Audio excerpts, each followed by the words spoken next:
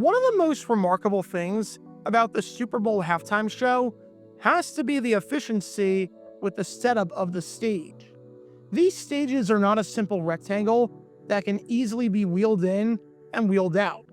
These are complex stages featuring tons of moving parts.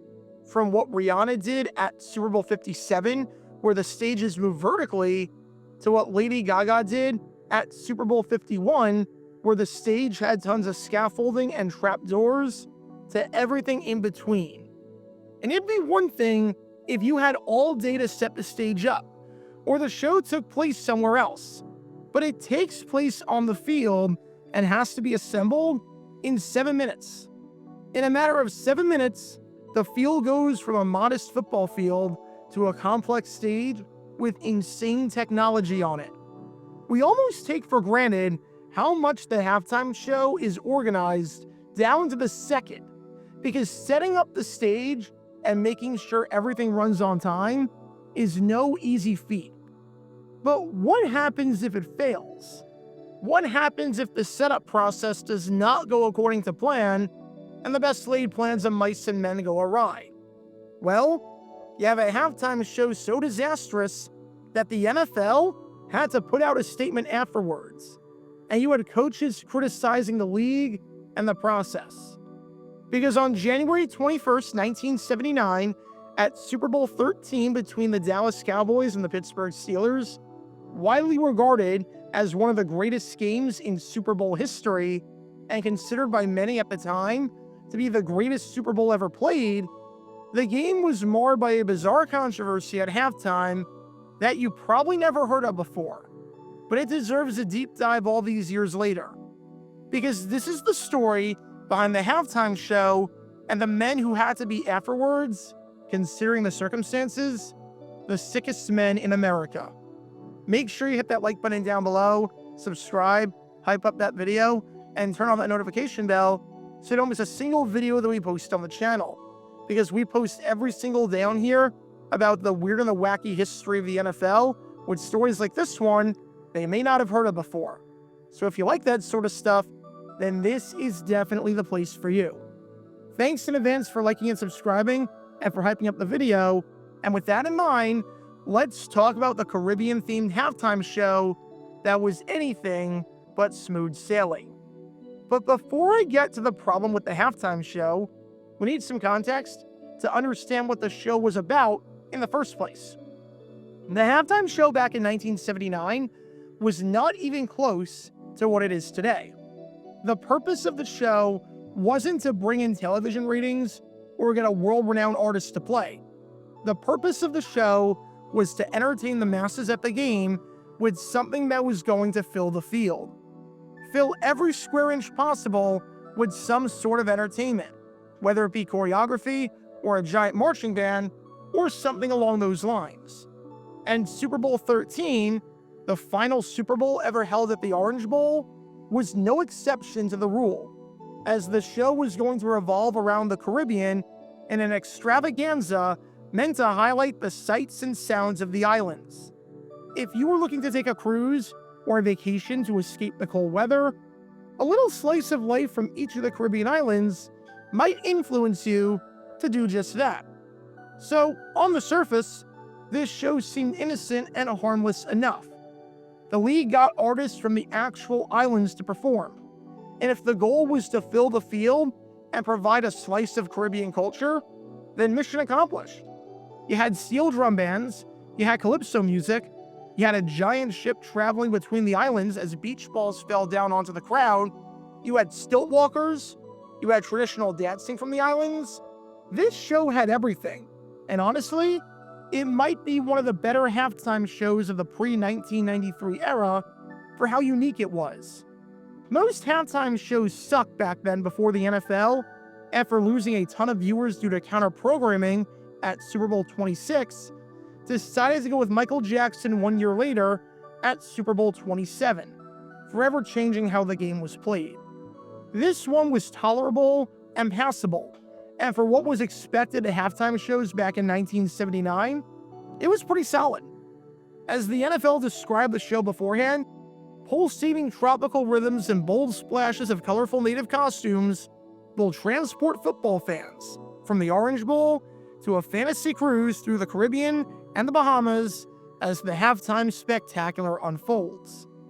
And a big part of why this show worked, especially for the time period, was because of the way the halftime organizers committed to the stage. Staging is super important in a halftime show. Do it right, and it elevates the show to another level. Do it wrong, and it makes the show feel cheap and not as immersive. And this stage looked pretty good.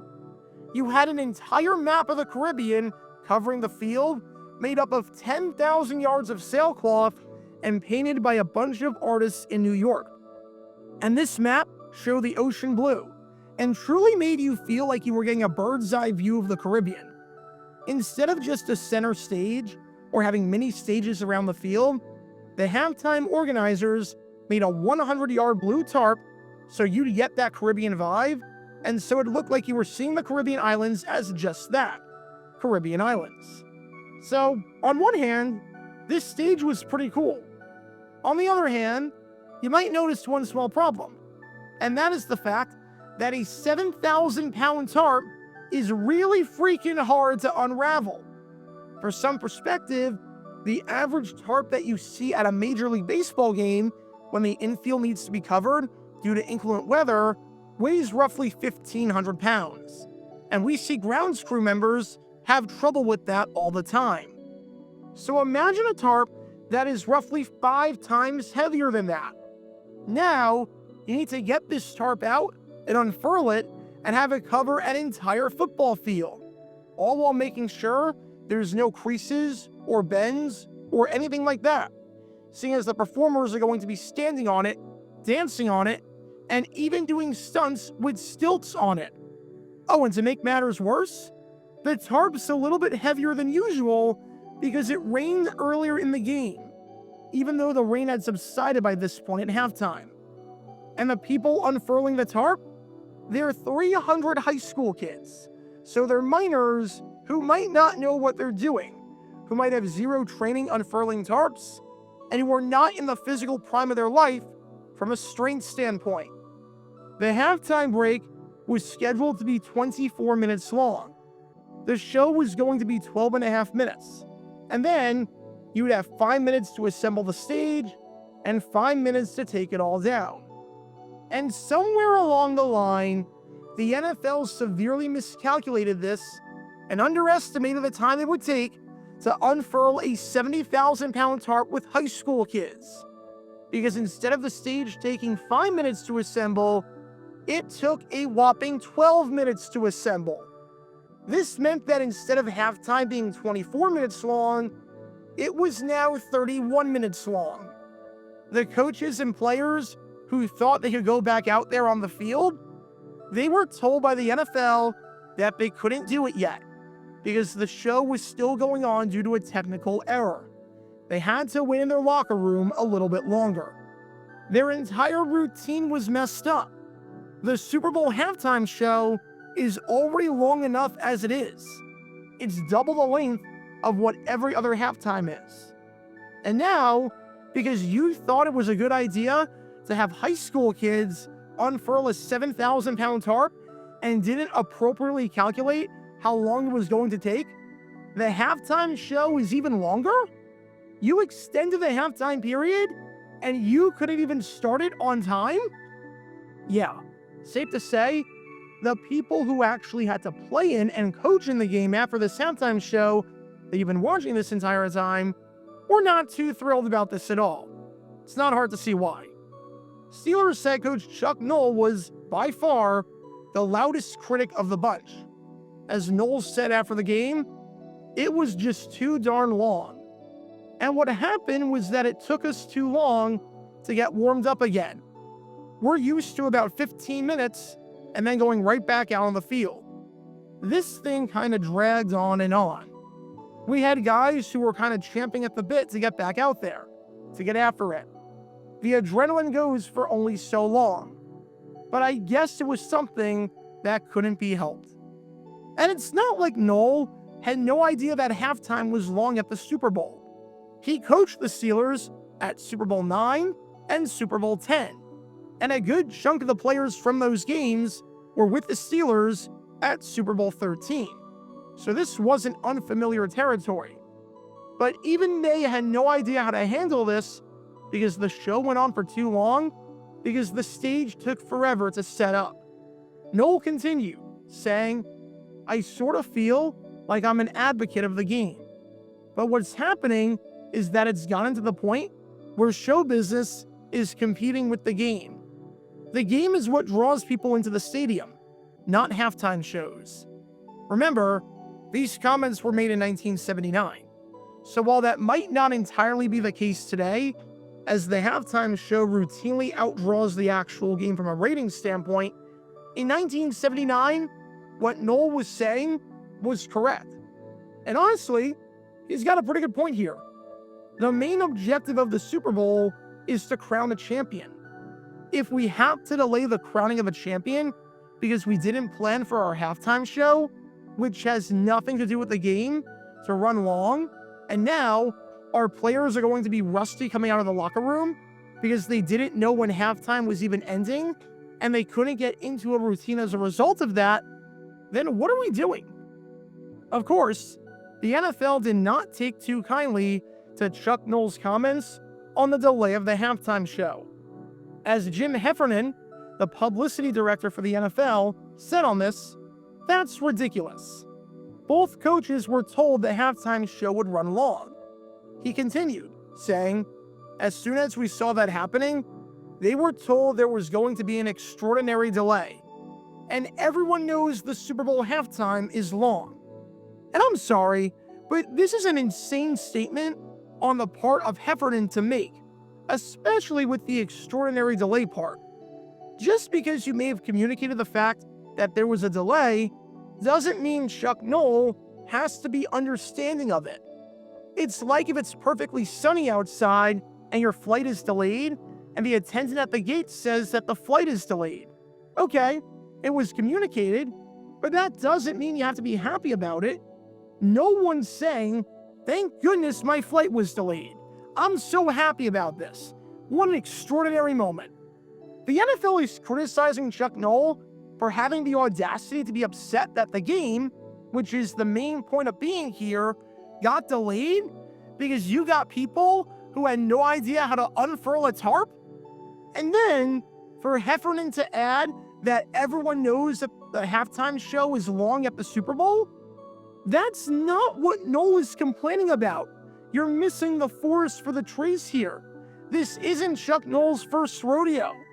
Noll had been a head coach at the Super Bowl twice before. He knows what the halftime show entails, and he knows what it's like. And he didn't complain either time before this. Like he said earlier, he expected about 15 minutes in the locker room, and then you go back out there and warm up. He only complained once it interfered with his game plan and actually interfered with the game, because it got delayed because of poor planning on the league's part. Everyone knows the halftime show is long, but not this long. That's like if a flight from New York to Los Angeles takes 8 hours, and the pilot says, "Everyone knows a flight from New York to LA is long." Yes, we know the flight from New York to LA is long, but it's not that long. And yes, we know that the halftime show is long at the Super Bowl, but not that long. That's the entire point of the complaint, and you misinterpreted it and bashed him for no reason. Chuck Noll is 100% right here.